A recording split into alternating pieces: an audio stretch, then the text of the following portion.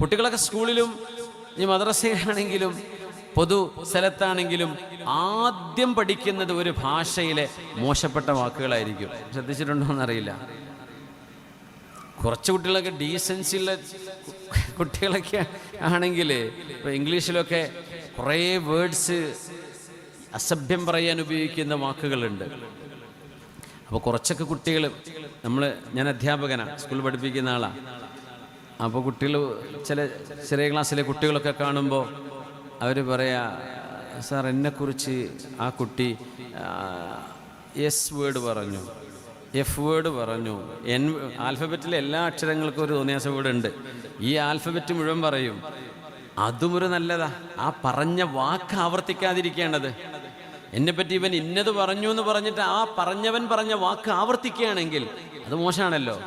അപ്പോൾ പറയും S word പറഞ്ഞു, എൻ വേർഡ് പറഞ്ഞു എന്ന് പറഞ്ഞിട്ട് അക്ഷരങ്ങൾ എ വേർഡ് പറഞ്ഞു, ബി വേർഡ് പറഞ്ഞു എന്ന് ഒന്ന് പറയാറുണ്ട്. സുബ്ഹാനല്ലാഹ്. എല്ലാ ഭാഷയിലും മനുഷ്യൻ്റെ രഹസ്യഭാഗങ്ങളെ സൂചിപ്പിക്കുന്നത്, മനുഷ്യൻ്റെ സ്വകാര്യതകളെ സൂചിപ്പിക്കുന്നത്, ആൺ പെൺ സംസർഗത്തെ സൂചിപ്പിക്കുന്ന വാക്കുകൾ ഇതൊക്കെയായിരിക്കും. കേട്ടാൽ ഉടനെ ഗ്രാസ്പ് ചെയ്യും കുട്ടികൾ. നമ്മളെ മലയാളികളൊക്കെ ഉണ്ട് അറബികൾക്ക് പച്ചയായ തോന്നിവാസം പഠിപ്പിച്ചു കൊടുക്കുന്നത്. എന്നിട്ട് ആ അറബി ഇങ്ങനെ ലൈവിൽ വന്നിട്ട് ഇങ്ങനെ പറയാം, സാധുവിന് അറിയില്ല ഈ പറയണത് പറയാൻ പാടില്ലാത്ത വാക്കാണെന്ന്. വിപ്പുറന്ന് ചിരിക്കുന്നുണ്ടാവും. അറബാവ് പറയട്ടെ എന്നും പറഞ്ഞിട്ട് ചെയ്യരുതത്. അങ്ങനെയൊന്നും തമാശകൾക്കൊക്കെ ചില നിയന്ത്രണങ്ങൾ വേണം എന്ന് ഒരു മുസ്ലിം മനസ്സിലാക്കേണ്ടതുണ്ട്. തമാശ എന്ന് പറയുമ്പോൾ അതിർവരമ്പുകളെ ലംഘിക്കരുത്. എനിക്ക് തോന്നുന്നു ഇത്തരം ഉണർത്തലുകളൊക്കെ എത്രയോ നേരത്തെ സജീവമായും സമൂഹത്തിൽ പണ്ഡിതന്മാർ ഇടപെട്ടുകൊണ്ട് ചെയ്യേണ്ടതായിരുന്നു. വളരെ വൈകിപ്പോയി. കുറേ ആളുകൾ അത് ചെയ്തിട്ടുണ്ട്. പക്ഷേ അത് കേൾക്കുന്നില്ല എന്ന് മാത്രമല്ല, കേൾക്കേണ്ടതില്ല എന്ന് ചിന്തിച്ചുകൊണ്ട് ആഭാസം ഒരു കലയായി മാറ്റുന്ന ഒരു കാലഘട്ടത്താണ് നമ്മളിത് ചർച്ച ചെയ്യുന്നത്. ഹബീബായ നബി തങ്ങൾ പറയട്ടെ, ഇന്നല്ലാഹ യുബ്ഗിദു കുല്ല ജഅദരിൻ ജവാൽ. ജഅദരി ഉതീതു ജവാമിഅൽ കലിം. വാക്കുകളിൽ ഏറ്റവും അർത്ഥമേറിയ വാക്കുകൾ, അക്ഷരങ്ങൾ ചുരുങ്ങിയത്, ആശയങ്ങൾ വിശാലമായത്, അത്തരം വാക്കുകളെ എടുത്തു പറയാനുള്ളൊരു കഴിവ് അള്ളാഹു എനിക്ക് തന്നതാണെന്ന് പുണ്യനബി പറഞ്ഞിട്ടുണ്ട് സ്വല്ലല്ലാഹു അലൈഹി വസല്ലം. അതിൽപ്പെട്ട ഒന്നാണിത്. ഇന്നല്ലാഹ യുബ്ഗിദു കുല്ല ജഅദരിൻ ജവാദ്.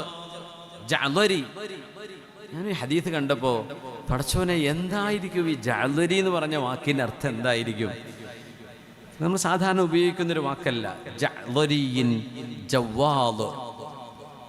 ഇന്നല്ലാഹ യുബ്ഗിദു കുല്ല ജഅദരിൻ ജവാദ് സഖാബിൻ ബിൽ അസ്വാഖ് ജീഫത്തിൻ ബിൽ ലൈൽ ഹിമാരിൻ ബിൻ നഹാർ ആലിമിൻ ബിദ്ദുനിയ ജാഹിലിൻ ബിൽ ആഖിറ. മുസ്ലിം ഉമ്മത്തിൻ്റെ അറിവില്ലായ്മയിലൂടെ സഞ്ചരിക്കുന്ന ഒരു തലമുറയുടെ ഒരു നേർചിത്രമാണോ ഹബീബി പറയുന്നത്? ഇന്നല്ലാഹ യുബ്ഗിദു, അല്ലാഹുവിന് ഇഷ്ടമല്ല, അല്ലാഹു ദേഷ്യം പിടിക്കുന്നുണ്ട്. ഇനി ശേഷം പറയുന്ന കാര്യങ്ങൾ ചെയ്യുന്നവരുടെ ജീവിതത്തിൽ അള്ളാന്റെ കോപമിറങ്ങുന്നുണ്ട്. ആ കോപമിറങ്ങിയാൽ ചുറ്റുവട്ടങ്ങളിൽ നിന്നും അനുഗ്രഹങ്ങൾ ഇങ്ങനെ ഇല്ലായ്മ ചെയ്യപ്പെട്ടു പോകുന്നത് കാണാം. ചുറ്റുവട്ടങ്ങളിൽ നിന്നും പുഞ്ചിരികൾ അസ്തമിക്കുന്നത് കാണാൻ കഴിയും. ചുറ്റുവട്ടങ്ങളിൽ നിന്നുമുള്ള വിളക്കുകൾ അണയുന്നത് കാണാൻ കഴിയും. എന്തേ? അല്ലാമുൽ ഗുയൂബായ അല്ലാഹുവിന്റെ ദേഷ്യം ഈ മനുഷ്യന്റെ തലയിൽ വന്ന് വീണിരിക്കുകയാണ്. ആരാണതെന്നറിയണ്ടേ? കുല്ല ജഅദരിൻ ജവാദ്. ജഅദരി എന്ന് പറയുന്നത് അൽ ഖലീദുൽ മുതകബ്ബിർ, പരുഷമായ പെരുമാറ്റമുള്ള, ഒരു നന്മയും അംഗീകരിക്കാൻ മനസ്സില്ലാത്ത ധിക്കാരികൾ. ആര് പറഞ്ഞു കൊടുത്താലും ആ പറഞ്ഞ ആൾക്കാരെ ട്രോളും, അവരെ കളിയാക്കും, അവരെ പരിഹസിക്കുക. നല്ലത് പറഞ്ഞു കൊടുത്താൽ അവരെ പരിഹസിക്കുക. അതൊരു കലയാണെന്ന് അപ്പത്തെ കാലത്ത് അതൊരു കലയാണ്. ആർക്കും ആരെയും ഉപദേശിക്കേണ്ട എന്ന് തോന്നുന്നൊരു കാലം. മുസ്ലിമീങ്ങളോടാണ് ഞാൻ പറയണത്. അതുകൊണ്ട് ഇത് പ്രത്യേകിച്ച് മനസ്സിലാക്കിയ വേറെല്ലൊന്നും കത്തിമോലെടുത്ത് വരാൻ നിൽക്കേണ്ട. ഞാൻ എൻ്റെ സമൂഹത്തോടാണ് പറയണത്. നമുക്കൊരു ഡിസിപ്ലിൻ വേണം. മുസ്ലിമീങ്ങൾക്ക് ഡിസിപ്ലിൻ വേണം. മുസ്ലിം നാമം വെച്ചിട്ട് ID ഉണ്ടാക്കി ഇൻസ്റ്റഗ്രാമിലും ഫേസ്ബുക്കിലും സോഷ്യൽ മീഡിയയിലും ടിക്ടോക്കിലും എവിടൊക്കെയാണോ, യൂട്യൂബിലാണോ മുസ്ലിം ഉമ്മത്തിൻ്റെ പ്രതിനിധികളായി മനസ്സിലാക്കപ്പെടാനിടയുള്ളവർ, അവർ ഒരു ഡിസിപ്ലിൻ, ഒരു manner, some etiquettes should be followed.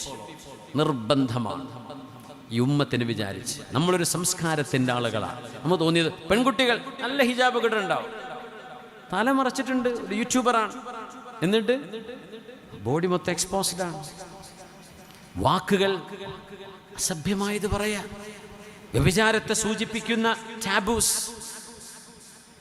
എന്ത് സംസ്കാരമാണ് പടച്ചവനെ! എന്ത് ഹിജാബികളാണ് ഈ കുട്ടികൾ!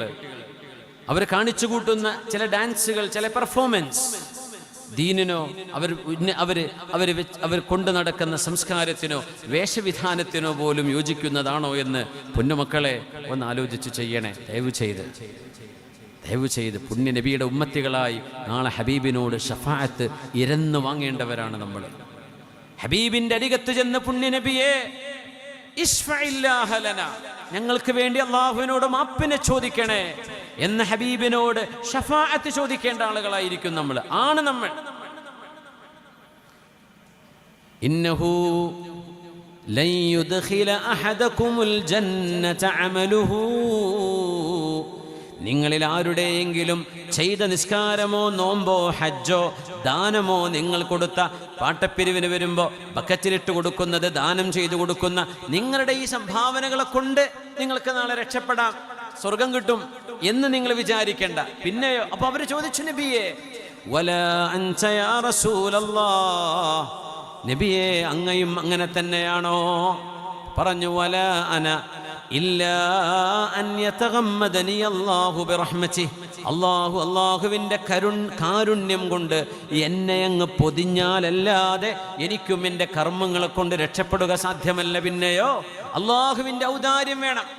ഔദാര്യം കിട്ടണമെങ്കിൽ അല്ലാഹ് പറഞ്ഞ പോലെ ദുനിയാവിൽ ജീവിക്കണം. അപ്പം അതിന് ദാനം ചെയ്യണം, സ്കരിക്കണം, മറ്റുള്ളവരെ സഹായിക്കണം, സമൂഹത്തെ സേവിക്കണം, ഇൽമിനും അമലിനും പ്രാധാന്യം കൊടുക്കണം. അത് ചെയ്യുന്നിടത്തെ അള്ളാഹുവിൻ്റെ ഔദാര്യം ലഭിക്കും. നമ്മുടെ കർമ്മങ്ങളെ കൊണ്ട് രക്ഷപ്പെടുക സാധ്യമല്ലെന്ന. സുബ്ഹാനല്ലാഹ്. അള്ളാഹു സുബ്ഹാനഹു വതആല റബ്ബുൽ ഇസ്സത്തായ അള്ളാഹുവിൻ്റെ ഔദാര്യം കൊണ്ട് അള്ളാഹു നമ്മളെ രക്ഷപ്പെടുത്തട്ടെ. ഹബീബിൻ്റെ ഷഫാഅത്ത് നമ്മൾ ചോദിച്ച് യാചിച്ചു വാങ്ങിക്കേണ്ടവരാണ്. ആ പേര് വെച്ച് നടക്കുമ്പോഴേ. അതുകൊണ്ട് എൻ്റെ പ്രിയങ്കരരായ സോഷ്യൽ മീഡിയയിൽ പെരുമാറുന്ന ആളുകൾ ദയവ് ചെയ്ത് അത്തരം ചില എറ്റിക്കറ്റുകൾ നമ്മൾ പാലിക്കുക. നമ്മൾ ഓരോരുത്തരും പാലിക്കാൻ ബാധ്യസ്ഥരാണ്. നമ്മൾ അറിഞ്ഞുകൊണ്ട് ബോധ്യത്തോടുകൂടെ ദീനിന്, പുണ്യനിബിധങ്ങളുടെ നമുക്ക് പഠിപ്പിച്ചെന്ന സംസ്കാരത്തിന് വിരുദ്ധമായ രീതിയിൽ കല എന്ന ഒരു ലേബലിൻ്റെ അകത്ത് നിന്നുകൊണ്ട് മാത്രം നമ്മൾ വ്യൂവേഴ്സിനെ അല്ലെങ്കിൽ സബ്സ്ക്രൈബേഴ്സിനെ സമ്പാദിക്കാനുള്ള ഈ ശ്രമം അത് വളരെ ബലഹീനമാണ്. അത് ചെയ്യരുത്. പുണ്യനബി ഞങ്ങൾ പറയാണ്, അള്ളാഹുവിന് ദേഷ്യമാണ്. പടച്ചവൻ ദേഷ്യം പിടിച്ചാൽ പിന്നെ എന്ത് കിട്ടാനാണ്? മാദാ ഹസല മൻ ലം യഹ്സുലില്ലാഹ്, അള്ളാഹുവിനെ കിട്ടാത്തവന് എന്താ കിട്ടിയത്? മാദാ ഖസിറ മൻ ഹസലല്ലാഹ്, അള്ളാഹുവിനെ കിട്ടിയവന് എന്ത് നഷ്ടം അവിടെ സംഭവിച്ചത്? അള്ളാഹുവിന് കിട്ടുക തന്നെയല്ലേ വലുത്. അത് കിട്ടിയവന് ഇനി എന്ത് നഷ്ടമായെങ്കിൽ എന്താ? അവൻ എന്ത് നഷ്ടം സംഭവിച്ചത്? ഒന്നും സംഭവിച്ചിട്ടില്ല. റബ്ബിനെ കിട്ടിയില്ല, വ്യൂവേഴ്സിന്റെ ഫോളോവേഴ്സിന്റെ എന്ത് കിട്ടി? മാദാ ഹസല മൻ ഖസിറല്ലാഹ്, what have you learned, what have you earned when you lost Allah? അതുകൊണ്ട് നമ്മൾ ചിന്തിക്കണം. അള്ളാഹുവിന് ദേഷ്യമാണ്. കുല്ല ജഅദുരീൻ ജവാദ്, നന്മ പറഞ്ഞു കൊടുക്കുമ്പോൾ അത് സ്വീകരിക്കാതെ കൊഞ്ഞനം കാണിക്കുന്ന അഹങ്കാരിക്കാണ് ജഅദുരി എന്ന് പറയുന്നത്. നല്ലത് പറഞ്ഞു കൊടുത്താൽ കേൾക്കും, അത് കളിയാക്കുക, അതിനെ ട്രോൾ ചെയ്യുക. ജവാദ്, ജവാദ് എന്ന് പറയുമ്പോൾ വാരിക്കോരി കൂട്ടണം എന്ന് ചിന്തിക്കുകയും തൻ്റെ കയ്യിൽ നിന്ന് ഒന്നും ദാനമായി കൊടുക്കാതിരിക്കുകയും ചെയ്യുന്ന അറുപിശുക്കന്മാർ, അവരാണ് ജവാദ്. അവരെല്ലാവരും അവനവൻ്റേത് എനിക്ക് എനിക്ക് എനിക്ക് എന്ന് പറയും. അവരിൽ നിന്ന് ആർക്കും ഒന്നും കൊടുക്കില്ല. അങ്ങനത്തെവർ അല്ലാഹുവിൻ്റെ ദേഷ്യം വരും, അവരുടെ കച്ചവടം തകരും, അവരുടെ മനക്കോട്ടകൾ ഇടിഞ്ഞു പൊളിയും. എന്തേ? അള്ളാഹുവിൻ്റെ കോപം അവരിൽ സംഭവിച്ചിരിക്കുകയാണ്. പിന്നെ പറഞ്ഞു, സ്വഹാബിൻ ബിൽ അസ്വാഖ്, അങ്ങാടികളിൽ ഒച്ച വെച്ച് സംസാരിക്കുന്ന ആളുകൾ. ഇത് പുരുഷന്മാരെ കുറിച്ചേ പറഞ്ഞത്. അത് പെണ്ണുങ്ങൾ കൂടെ ഏറ്റെടുത്ത എന്തായിരിക്കും അവസ്ഥ? ഒച്ച വെച്ച് ചിരിക്കുക, ഒച്ച വെച്ചിട്ട് ആർത്ത് തിമർത്ത് ഉല്ലസിക്കുക, അതും ക്യാമറ വെച്ചിട്ട് റെക്കോർഡ് ചെയ്തിട്ട് അത് ഡാൻസ് കളിച്ചിട്ടും അല്ലാതെയും. മുസ്ലിം ഉമ്മത്തിലെ പെൺകുട്ടികളോടെ പറയണം കേട്ടോ, അല്ല സ്വതന്ത്രവാദികളൊന്നും എണീറ്റ് വരണ്ട, നിങ്ങളവിടെ കിടന്നോളൂ. നിങ്ങളോടല്ല പറയുന്നത്, മുസ്ലിം ഉമ്മത്തിലെ പെൺകുട്ടികളോട് പറയാ. അവർ ഹിജാബ് ധരിച്ചിട്ടുണ്ട്, നല്ല അച്ചടക്കമുള്ള വേഷവിധാനമാണ്, പക്ഷെ ചെയ്യുന്ന പണി ഈ ദീനിൻ്റെ സംസ്കാരത്തിനോട്, പുണ്യനബി തങ്ങൾ പറഞ്ഞ അധ്യാപനത്തോട് യോജിക്കുന്നില്ല. തിരുത്തണ്ടേ? നമ്മൾ തിരുത്താൻ തയ്യാറല്ലാത്തവരെയാണ് ജഅദരി എന്ന് പറയുന്നത്. പുരുഷന്മാരോട് പറയാ, അങ്ങാടികളിൽ ഒച്ച വെച്ച് സംസാരിക്കരുത്. സൂപ്പർ മാർക്കറ്റിലാണ്, ഒരു ഷോപ്പിൽ കയറാൻ, കച്ചവടം നടക്കുന്നിടത്താണ്, ബഹളം വെച്ച് സംസാരിക്കുക, അത് ചെയ്യരുത്. മനുഷ്യൻ എപ്പോഴും സോഫ്റ്റ് ടോക്ക്, സൗമ്യമായി സംസാരിക്കാൻ പഠിക്കണമെന്നാണ്. ബഹളം വെച്ച് നടക്കുന്ന ആൾക്കാരുണ്ടാവും. ഒരു രാവിലെ വൈകുന്നേരം വഴിക്ക് ഒരു സൗണ്ടൊക്കെ പോയിട്ടുണ്ടാവും. എന്ത് വെറുതെ ഒച്ചപ്പാടുണ്ടാക്കി നടക്കുക, ഒരു പണിയില്ല. സ്വഹാബിംബിൽ അസ്വാഖ്, അങ്ങാടികളിൽ ബഹളം വെച്ച് സംസാരിക്കരുത് എന്ന് പറയുമ്പോൾ അത് ഷോപ്പിംഗ് മാളുകളാണെങ്കിലും മാർക്കറ്റുകളാണെങ്കിലും മിഠായി തെരുവാണെങ്കിലും ഹലുവ തെരുവാണെങ്കിലും എവിടെയാണെങ്കിലും ആണും പെണ്ണും മിതമായ ശബ്ദത്തിലെ പൊതുസ്ഥലങ്ങളിൽ സംസാരിക്കാവൂ എന്ന് പഠിപ്പിച്ച മതമാണ് ഇസ്ലാം. ഇസ്ലാമിൽ എന്ത് നന്മയുണ്ടെന്ന് ചോദിക്കുന്നവര്, ഇതൊക്കെ നന്മന്നല്ലേ ഈ പറയുന്നത്? സംസ്കാരം. നമ്മൾ പടിഞ്ഞാറൻ നാടുകൾ അവരുടേതായ സാംസ്കാരിക ച്യുതി, അതിൽ കൂപ്പുകുത്തി നിൽക്കുന്നവരാണ്. എന്നാലും ചില നന്മകൾ, ചില നല്ല സ്വഭാവങ്ങൾ അവരിൽ കാണപ്പെടുന്നു. നമ്മൾ സ്വീകരിക്കണം. ഒന്നും ഉറക്കെ സംസാരിക്കൂല. ഞാൻ എൻ്റെ കൂട്ടുകാരനും ട്രെയിനിൽ യാത്ര ചെയ്യുമ്പോഴേ, നമ്മൾ മലയാളികൾ കണ്ടുമുട്ടുമ്പോൾ യൂറോപ്പിലോ, ഞങ്ങൾ ലണ്ടൻ ടു സ്കോട്ട്ലൻഡ് യാത്രയിലായിരുന്നു. അപ്പോൾ ട്രെയിനിൽ നമ്മൾ അധികം ആൾക്കാർ, ക്യാബിനിൽ ഞങ്ങൾ കുറച്ച് ആളുകളേ ഉള്ളൂ, അപ്പുറത്തേക്ക് ആളുകളില്ല. അപ്പം ഞങ്ങളിത് നാട്ടിലത്തെ കഥയും പട്ടാമ്പിയിലെ കഥയും അങ്ങനെ നാട്ടിലെ പരിസരത്തുള്ള അവരുടെ നാട്ടിലെ കഥയും ഇതൊക്കെ ഇങ്ങനെ പറഞ്ഞ്, ഞാനും എൻ്റെ കൂടെയുള്ള എൻ്റെ സുഹൃത്ത് ഞങ്ങളിങ്ങനെ സംസാരിച്ച് കത്തി കത്തി കത്തി. നമ്മളുടെ ഈ മലയാളികളുടെ ഭാഷ തന്നെ ഒരു ശബ്ദമുള്ള ഭാഷയാണ്. നമ്മുടെ അക്ഷരങ്ങൾ തന്നെ അങ്ങനെയാണ്. മലയാള ഭാഷ തന്നെ ഒരു ശബ്ദമുള്ള ഭാഷയാണ്. ഞങ്ങൾ അറബികളിൽ പോയി അവർ പെട്ടെന്ന് നോക്കും, ആരെയും മലബാരി. അപ്പം എന്തേ, നമ്മുടെ ആ ഒരു ശബ്ദവും നമ്മുടെ ഭാഷയും അതറിയാത്ത ആളുകൾക്ക് വലിയ അരോചകമായിരിക്കും. അത് നമുക്കും അങ്ങനെ തന്നെയാണ്. നമുക്കറിയാത്തൊരു ഭാഷ ഉറക്കം ഒരാൾ അടുത്തുനിന്ന് സംസാരിക്കാൻ വലിയ ബുദ്ധിമുട്ടായിരിക്കും. അങ്ങനെ കുറച്ച് കഴിഞ്ഞപ്പോൾ ഒരു സായിപ്പ് എഴുന്നേറ്റ് വന്നിട്ട് പറഞ്ഞു, പിന്നെ this is A quiet zone, can you believe quiet? അപ്പം ഞാൻ ആകെ തലതാഴ്ത്തിപ്പോയി. അപ്പം എൻ്റെ കൂട്ടുകാരൻ പറഞ്ഞു, ഞാൻ പരിസരം മറന്നുപോയി, നമ്മൾ അധികം കുറച്ച് ഒച്ചയിലാണ് സംസാരിച്ചതെന്ന് ഇപ്പോഴാണ് തോന്നുന്നത്. ആ സായിപ്പ് അവിടെ കുറച്ച് ദൂരെ ഇരിക്കുകയാണ്. അയാൾ വന്നിട്ട് പറയാണ്, ഇത് മെല്ലെ സംസാരിക്കേണ്ട സ്ഥലമാണ്, ഇതൊന്ന് മെല്ലെ സംസാരിച്ചുകൂടെ എന്ന്. സുബ്ഹാനല്ലാഹ്. അപ്പോഴാണ് അറിയണത് നമ്മൾ ഉറക്കെ പറയണത്. നമുക്ക് തോന്നിയിട്ടില്ല, ലോക്കൽ സൗണ്ടിലായി പറയണത്. ബഹളം വെക്കുന്നല്ല, ട്രെയിനിലല്ലേ, 4 മണിക്കൂർ ട്രെയിനിലാണ്. അപ്പോൾ സുബ്ഹാനല്ലാഹ്, നമ്മൾ ഒരു പൊതുസ്ഥലത്ത് മെല്ലെ സംസാരിക്കാവൂ എന്ന് പഠിപ്പിച്ച ഒരു സംസ്കാരം നമുക്കുണ്ട്. സ്വഹാബിൻ ബിൽ അസ്വാഖ്. ഇത് എന്നാണെന്നറിയോ? റുക്കാദ് മേളയിലും മക്കയിലെ സൂഖ് ദീ മജാസിലുമൊക്കെ അന്നത്തെ അറബികൾ ബഹളം വെച്ച് കച്ചവടം ചെയ്യുന്ന കാലത്ത് നബി തങ്ങൾ പറഞ്ഞ വാക്ക, അങ്ങാടികളിൽ ബഹളം വെക്കരുത്. അന്ന് ബഹളം വെക്കലൊരു കൾച്ചറാണ്. റുക്കാദ് മേളകൾ എന്ന് പറയുന്നത് കവികൾ ഒത്തുകൂടുന്ന വലിയ മഹാസംഗമങ്ങളാണ്. അവിടെ വെച്ചാണ് വലിയ വലിയ കവിതകൾ അവതരിപ്പിക്കപ്പെടുന്നത്. അതിൽ സെലക്ട് ചെയ്യപ്പെടുന്ന കവിതകളാ കഅബാലയത്തിന്റെ ഉള്ളിൽ കൊണ്ടുപോയി അവർ തൂക്കി വെക്കുന്നത്. അതിനെയാണ് മുഅല്ലഖാത്തുകൾ എന്ന് വിളിക്കപ്പെട്ടത്. പുണ്യനബി നുബുവത്ത് കിട്ടുന്നതിന്റെ മുമ്പത്തെ കാലഘട്ടം. അന്ന് പറഞ്ഞു, സ്വഹാബിൻ ബിൽ അസ്വാഖ്, അല്ലാഹുവിന് ഇഷ്ടമല്ല പൊതുസ്ഥലങ്ങളിൽ ഒച്ച വെച്ച് സംസാരിക്കുന്നവർ. അത് ബസ്സിലാണെങ്കിലും ട്രെയിനിലാണെങ്കിലും ഫ്ലൈറ്റിലാണെങ്കിലും പൊതുജനങ്ങൾ കൂടുന്നിടത്ത് നമ്മൾ ഒച്ച വെച്ച് സംസാരിക്കരുത്. ഇതൊരു കൾച്ചറാണ്. അത് മറ്റു സമുദായങ്ങളിൽ നിന്ന്, മറ്റു രാജ്യക്കാരിൽ നിന്ന് നമുക്ക് കണ്ടുപഠിക്കേണ്ട ഒരു നല്ല കാര്യം. നമുക്കൊരുപാട് നന്മകളുണ്ട്, എന്നാൽ നമുക്ക് ഒഴിവാക്കേണ്ട ചില കാര്യങ്ങളുണ്ട്. നമ്മൾ നല്ലത് സ്വീകരിക്കുക, അല്ലാത്ത ഒഴിവാക്കാം. സ്വഹാബിൻ ബിൽ അസ്വാഖ്, അത്തരം ആളുകളിൽ നിന്ന് അള്ളാഹു ബറക്കത്ത് എടുത്തു കളയുന്നത് കാണാൻ കഴിയും. എന്തേ? അള്ളാഹു അവരോട് ദേഷ്യപ്പെട്ടിരിക്കുകയാണെന്ന്. സുബ്ഹാനല്ലാഹ്. എന്നിട്ട് പറഞ്ഞു ജീഫത്തിൻ ബില്ലൈൽ ഹിമാരിൻ ബിന്നഹാർ. ജീഫത്തിൻ ബില്ലൈൽ, രാത്രി കിടന്നുറങ്ങാൻ ചെന്നാൽ ഒരു ശവമായി കിടക്കുന്നവർ. അതിനർത്ഥം എന്താണെന്നറിയോ? രാത്രി എഴുന്നേറ്റ് തഹജ്ജുദിനോ സുബഹിക്കോ എഴുന്നേൽക്കാത്ത ആളുകൾ എന്നാണ് പറഞ്ഞതിനർത്ഥം. ശവം കിടക്കണ പോലെ ജീവനില്ലാട്ടൊരു കിടത്തുണ്ട്. ആളുകൾ പറയില്ലേ ഉച്ചയ്ക്ക് 2 മണിക്ക് എണീക്കല്. അങ്ങനെ എണീറ്റില്ല എന്ന് കണ്ടപ്പോൾ തുറന്നു നോക്കുമ്പോഴാണ് ഞങ്ങളത് അറിഞ്ഞത്, സംഗതി ജീവൻ പോയിട്ടുണ്ട്. അങ്ങനെ പറയാറില്ലേ? എന്ത് നോൺ സ്റ്റോപ്പ് ഉറക്ക്? രാത്രിയിലെ ടർഫും കളിയും മാച്ചും ഫുട്ബോളും കഴിഞ്ഞ് വരുന്ന കിടക്കുന്നത് 3 മണി, 4 മണി 4:30 സുബഹിൻ്റെ സമയമായി തുടങ്ങി. അപ്പോൾ പൊറാട്ടയും ബീഫും അടിച്ചിട്ടാണ് വന്ന് കിടക്കണത്. പിന്നെ എപ്പോഴും എഴുന്നേൽക്കുക? അസറിനും മഗ്‌രിബിനും അല്ലാണ്ട്. കളിക്കാൻ പോകും നമ്മൾ, കളിച്ച് കുറേ കാലറി ബേൺ ചെയ്യും, നല്ല കിതച്ച് ഓടി മണിക്കൂറുകളോളം ഒരുപാട് കാലറി ബേൺ ചെയ്ത് ഫാറ്റൊക്കെ ബേൺ ചെയ്ത് നല്ല തടിയായി വെച്ച് വല്ല വെള്ളമോ ജ്യൂസോ കുടിച്ച് കിടന്നാൽ മതി. എന്നിട്ട് പോയിട്ട് നമ്മളെ തെരുവ് കച്ചവടങ്ങളിൽ പോയിട്ട് നല്ല പൊറാട്ടയും ബീഫും അടിച്ച് വരിക. എന്ത് കാര്യം ഉണ്ടായി? എന്തിനാ കളിക്കാൻ പോയത്? എന്നിട്ട് ശവമായിട്ട് കിടക്കുക. സംസ്കാരമുണ്ടോ? ഇല്ല. കളിയുണ്ട്, അതിന് പേയ്മെൻറ്റ് കൊടുത്തതല്ലേ ടർഫിന്. പോയി കളിക്കണം.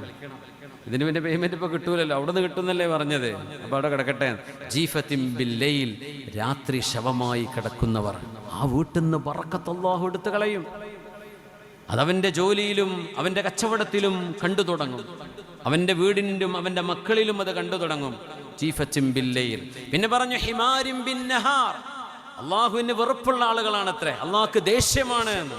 ഹിമാരിൻ ബിന്നഹാർ, പകലിൽ കഴുതകളെപ്പോലെ നടക്കുക, ഒരു ലക്ഷ്യമില്ലാതെ അലസമായിട്ട് ഇങ്ങനെ നടക്കുക. അതന്നെ ഒരു ലക്ഷ്യം, ഒരു കാര്യമായിട്ട് എന്താ പണി? ഒരു പണിയില്ല. റോഡിൽ അവർ വണ്ടി ബൈക്കോ കാറോ എടുത്തവർ വണ്ടി റോഡിൽ ഇറങ്ങിയോ ലോകത്ത് വലിയ തിരക്കുള്ള ആളുകൾ അവരാണ്. ആ വണ്ടി നിർത്തിയിട്ട് എന്തെങ്കിലും പണിയുണ്ടോ? ഒരു പണിയില്ല. റോഡിലൂടെ പറപ്പിച്ച് മനുഷ്യന്മാരെ കിടങ്ങേറാക്കി ഹോണടിച്ചും ഓവർടേക്ക് ചെയ്തും പോയിട്ട് വല്ല ജ്യൂസ് കടൻ്റെ മുമ്പിലും പോയിട്ട് ജ്യൂസും കുടിച്ച് ഇങ്ങനെ ഇരിക്കുക. പടച്ചിറങ്ങി വല്ല പോലീസ് സ്റ്റേഷനിലോ വല്ല ആശുപത്രിക്കോ വല്ല എയർപോർട്ടിലേക്കോ ട്രെയിൻ പിടിക്കാനോ പോവുക ഒന്നുമല്ല, വെറുതെ തിരക്ക് കാണിക്കുക. ഹിമാരിൻ ബിന്നഹാർ, ലക്ഷ്യബോധമില്ലാതെ മൃഗങ്ങളെപ്പോലെയുള്ള ജീവിതം. അത്തരം ആളുകൾ അല്ലാഹുവിന് വെറുപ്പാണ്. പുണ്യനബി ഞങ്ങൾ പറയാം, ഒരു ജോലി അവർക്ക് ചെയ്യാനില്ല, ഒരു ലക്ഷ്യബോധമില്ല, പഠനവും ഇല്ല, ഇങ്ങനെ നടക്കുന്ന ആളുകൾ. പിന്നെ പറഞ്ഞു ആലിമിൻ ബിദ്ദുനിയാ ജാഹിലിൻ ബിൽആഖിറഹ്. എന്തൊരു മനോഹരമായ വാക്ക്! ആലിമിൻ ബിദ്ദുനിയാ, ദുനിയാവിൻ്റെ ഭൗതികതയെക്കുറിച്ച് എല്ലാം അവർക്കറിയാം. ജാഹിലിൻ ബിൽആഖിറഹ്, പരലോകത്തിൻ്റെ ഒരു വിവരവും അവർക്കില്ല. മൊബൈൽ ഫോൺ കൊടുത്താൽ നന്നാക്കി തരും, അവർ ലോക്ക് ചെയ്ത് അൺലോക്ക് ആക്കി തരും, ജാമായാൽ അവരെ റെഡിയാക്കി തരും. എന്ത് കൊടുത്താലും അവർക്കത് റെഡിയാക്കി തരാൻ പറ്റും. ഭയങ്കര ഇൽമ, നെറ്റ്വർക്കും സോഫ്റ്റ്വെയറും ഒക്കെ ഉണ്ട്. ജാഹിലിൻ ബിൽ ആഖിറ. എങ്ങനെയാണ് വിത്രിസ്കരിക്കേണ്ടത് അറിയില്ല. ദുഹാ നിസ്കാരം എത്രയാ അറിയില്ല. അത്തഹിയാത്ത് എങ്ങനെ മുഴുവനോതാ പഠിച്ചിട്ട്. കുനൂത്ത് അറിയോ? അതും അറിയില്ല. നന്മകളൊന്നും ആഖിറവുമായി ബന്ധപ്പെട്ട ഒരു ഇൽമുമില്ല. പക്ഷെ ദുന്യാവുമായി ബന്ധപ്പെട്ട എല്ലാ ഇൽമും പെർഫെക്റ്റാണ്. ലോകത്തെ മാഞ്ചസ്റ്റർ സിറ്റി കളിക്കാരാരാ? ഒരു പേരും അവരുടെ നാടും അവരെ ഗോളും അവരുടെ റെക്കോർഡുകളും എല്ലാം ഹിഫ്ളാ. ബദരീങ്ങളിൽ എത്ര ശുഹദാക്കളുണ്ട്? അംബിയാ മുർസലികളിൽ എത്ര മുർസലീങ്ങൾ, ഉലുൽ അസ്മുകൾ ആരാ? അതൊന്നും പഠിച്ചിട്ടില്ല. ദുനിയാവിൻ്റെ എല്ലാ ഇൽമുണ്ട്, ആഖിറത്തിൻ്റെ ഇൽമില്ലാത്തവർ അല്ലാഹുവിനവരെ ദേഷ്യമാണ്. എന്ന് പറഞ്ഞാൽ നമ്മുടെ മക്കൾക്ക് ദീനീ വിദ്യാഭ്യാസം കൊടുക്കാതെ ഭൗതിക വിദ്യാഭ്യാസം മാത്രം നൽകിയാൽ അള്ളാഹുവിൻ്റെ കോപം അവരിൽ വന്നു ഭവിക്കുന്ന, പിന്നെ അവരിൽ നിന്ന് എന്ത് ഖൈറാ നമ്മൾ പ്രതീക്ഷിക്കേണ്ടത്? അള്ളാഹിൻ്റെ ദേഷ്യം സമ്പാദിച്ചു. ആഖിറത്തിന് ഉപകാരപ്പെടുന്ന ഒരു ഇൽമും അവർ പഠിപ്പിച്ചില്ല, നിങ്ങളവർക്ക് പഠിക്കാൻ അവസരം കൊടുത്തില്ല. അള്ളാഹു ഇന്നല്ലാഹ യുബ്ഗിദു കുല്ല ജഅദരിൻ ജവാദ് സഖാബിൻ ബിൽ അസ്വാഖ് ജീഫത്തിൻ ബിൽ ലൈലി ഹിമാരിൻ ബിൻ നഹാർ ആലിമിൻ ബിദ്ദുനിയാ ജാഹിലിൻ ബിൽ ആഖിറഹ്. അള്ളാഹുവിന് ദേഷ്യമാണ് കുല്ല ജഅദരിൻ, അഹങ്കാരത്തോടുകൂടെ നന്മകളെ നിരസിച്ചു കളയുന്ന ആളുകൾ. അവർക്ക് മുത്തക്കബ്ബിർ എന്ന് പറയാം. പരുഷ സ്വഭാവമുള്ളവർ, ജൗവാലിൻ വാരിക്കോരി കൂട്ടണം, പണമുണ്ടാക്കണം എന്ന് മാത്രം ചിന്തിക്കുന്ന പിശുക്കന്മാർ, ഒരു നന്മക്കും കൊടുക്കാതെ വെക്കുന്ന ആളുകൾ, അത്തരക്കാർ അള്ളാഹുവിന് ദേഷ്യമാണ്. രാത്രിയിൽ ശവം കണക്കെ ഉറങ്ങുന്നവർ, പകലിൽ കഴുതയെപ്പോലെ ലക്ഷ്യബോധമില്ലാതെ നടക്കുന്നവർ, ഭൗതിക ജ്ഞാനം എമ്പാടുമുണ്ട്, ആഖിറത്തിന്റെ ജ്ഞാനം ഒന്നുമില്ലാത്തവർ, ഇവരെയെല്ലാം അള്ളാഹുവിന് വെറുപ്പാണ് എന്ന് പുണ്യനബി സല്ലല്ലാഹു അലൈഹി വസല്ലം. ഇതിൽ സ്വഹാബിൻ ബിൽ അസ്വാഖ്, അങ്ങാടികളിൽ ഒച്ച വെച്ച് സംസാരിക്കുന്നത് പോലും അള്ളാഹുവിൻ്റെ ഹബീബിന് ഇഷ്ടമല്ല, അതുപോലും ഇഷ്ടമല്ല. അങ്ങനെയാണെങ്കിൽ അതിപ്പോ നല്ല കാര്യം പറയാനോ അല്ലെങ്കിൽ ഹലാലായ വാക്കുകളോ ആയിരിക്കും ഉറക്കെ പറയുന്നത്. മോശപ്പെട്ട വാക്കിനെ കുറിച്ചല്ല പറഞ്ഞത്, അതോ എന്തായാലും പാടില്ലെന്നാണ്. ആക്ഷേപങ്ങള്, തോന്നിവാസം തോന്നിപ്പിക്കുന്ന അസഭ്യ വാക്കുകള് ഒരിക്കലും പാടില്ല. പുണ്യനബി പറയുകയാണ്, സിബാബുൽ മുസ്ലിമി ഫുസൂഖ്, മുസ്ലിമായ ഒരു മനുഷ്യനെ, അള്ളാഹുൽ വിശ്വസിക്കുന്ന, ലാ ഇലാഹ ഇല്ലല്ലാഹ് മുഹമ്മദുർ റസൂലുള്ളാഹ് എന്ന അള്ളാഹുവിൻ്റെ തൗഹീദിൻ്റെ പതാകയ്ക്ക് കീഴിൽ അണിനിരന്ന മനുഷ്യരിൽപ്പെട്ട ഏതെങ്കിലും ഒരാളെ നിങ്ങൾ മോശമായി പറയുന്നത് ഫുസൂഖുൻ, അള്ളാഹു നിങ്ങളെ ഫാസിഖ് എന്ന് മുദ്രണം ചെയ്യും, മുദ്രകുത്തും. ഫാസിഖ് എന്നാ പറയാ. ഫാസിഖ് എന്ന് പറഞ്ഞാൽ അവർ മാസം കണ്ടെന്ന് പറഞ്ഞാൽ അവരെ സ്വീകരിക്കാൻ പറ്റൂല. നിക്കാഹിന് സാക്ഷിയായാൽ പറ്റൂല. കോടതിക്ക് മുമ്പ് സാക്ഷി പറയാൻ കൊണ്ട് ഫാസിഖിനെ പറ്റൂല. എന്തുകൊണ്ട് പറ്റൂല? മുസ്ലിമായ ഒരു മനുഷ്യനെ ചീത്ത പറയുന്ന ആളാണ്. അവൻ്റെ അക്കൗണ്ട് കാര്യം മനസ്സിലാവും, അവൻ്റെ സ്വഭാവം എന്താണെന്ന്, അവൻ വരുന്ന കമൻ്റ് എന്താണ്, അവരുണ്ടാക്കുന്ന എന്തൊരു മനോഹരമായിട്ട് എഴുതാന്നറിയോ, ഭയങ്കര രസമുള്ള എഴുത്താണ്. കഥയും കവിതയും താളവും മേളവും ഉദാഹരണങ്ങളും ഇതൊക്കെ നിരത്തി വെച്ച് പഴയ കഥകളും മറ്റും പറഞ്ഞതും ഇയാൾ പറഞ്ഞതും നേരത്തെ ഉണ്ടായതും മുമ്പുണ്ടായതും ഒക്കെ പറഞ്ഞിട്ട് കലക്കി കുത്തിയിട്ട് ഒരു ഫിത്തിനയുടെ ഒരു വിളമ്പൽ. ഫാസിഖാവുന്ന ആൾ പുണ്യനബി പറയാ സല്ലല്ലാഹു അലൈഹി വസല്ലം. അങ്ങനെ നമുക്ക് എന്ത് ദീനീ പ്രവർത്തനം ചെയ്യാനാ?